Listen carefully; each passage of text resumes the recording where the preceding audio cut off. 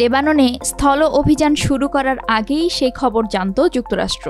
Israel এ খবর দিয়েছিল বলে জানিয়েছেন মার্কিন কর্মকর্তারা। স্থল অভিযান শুরুর আগে লেবাননের দক্ষিণাঞ্চলের সীমান্তবর্তী গ্রামগুলোয় জোরালো বিমান হামলাও চালায় ইসরায়েল সামরিক বাহিনী IDF। তারপরই ঢুকে পড়ে ইসরায়েলি সেনারা। এরপর 1 অক্টোবর এক বিবৃতিতে লেবাননের দক্ষিণাঞ্চলের গ্রামগুলোয় সুনির্দিষ্ট লক্ষ্যবস্তুতে স্থল অভিযান শুরু করার কথা জানায় IDF। বলা হয়, কয়েক ঘণ্টা আগে দক্ষিণ লেবাননের সীমান্ত সংলগ্ন গ্রামগুলোয় ইরান সমর্থিত সশস্ত্র গোষ্ঠী হিজবুল্লাহর লক্ষ্যবস্তুতে বিমান হামলা চালানো হয়েছে। সেই সাথে সেখানে স্থলবাহিনীও প্রবেশ করেছে।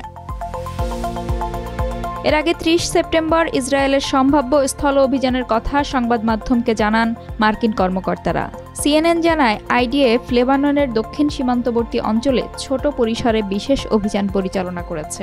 এ বিষয়ে 30 সেপ্টেম্বর সাংবাদিকদের সঙ্গে কথা বলেন মার্কিন পররাষ্ট্র মন্ত্রণালয়ের মুখপাত্র ম্যাথিউ মিলার। তিনি বলেন, এটার বিষয়ে আমাদের অবহিত করেছে ইসরায়েল। এখন এটা বাস্তবায়ন করা হচ্ছে। সীমান্ত এলাকায় হিজবুল্লাহর লক্ষ্যবস্তুতে ছোট পরিসরে অভিযান চালানো হচ্ছে। তবে ছোট পরিসরে অভিযান চালানোর বিষয়ে নিশ্চিত করে জানতে চাইলে মুখপাত্র আরও বলেন, আমরা তাই মনে করছি।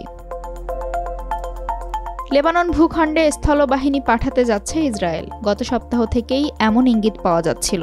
নাম প্রকাশ না করার শর্তে একজন মার্কিন কর্মকর্তা সংবাদ মাধ্যমকে বলেছিলেন, ইসরায়েলি সেনাদের অবস্থান থেকেই বোঝা যায় তারা লেবাননের স্থলভাগে প্রবেশ করতে যাচ্ছে। এর আগে সপ্তাহ 2 ধরে লেবাননে হিজবুল্লাহর বিরুদ্ধে তীব্র হামলা চালিয়ে আসছিল ইসরায়েলি বাহিনী। 27 সেপ্টেম্বর বৈরুতের দক্ষিণে ইসরায়েলি হামলায় নিহত হন হিজবুল্লাহ প্রধান হাসান নাসরুল্লাহ।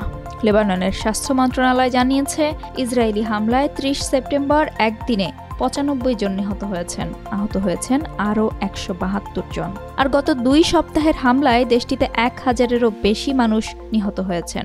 বাস্তুচ্যুত হয়েছেন 10 লাখেরও বেশি মানুষ। হিজবুল্লাহর সঙ্গে ইসরায়েলের বিরোধ বেশ পুরনো। তবে গত অক্টোবরে IDF ফিলিস্তিনের গাজায় সর্বাত্মক যুদ্ধ শুরু করলে এই বিরোধ আরও জোরালো হয়ে ওঠে। এরপর থেকে স্বল্প পরিসরের ইসরায়েলের ভূখণ্ডে হামলা চালিয়ে আসছিল হিজবুল্লাহ। পাল্টা জবাব দিচ্ছিল ইসরায়েলও।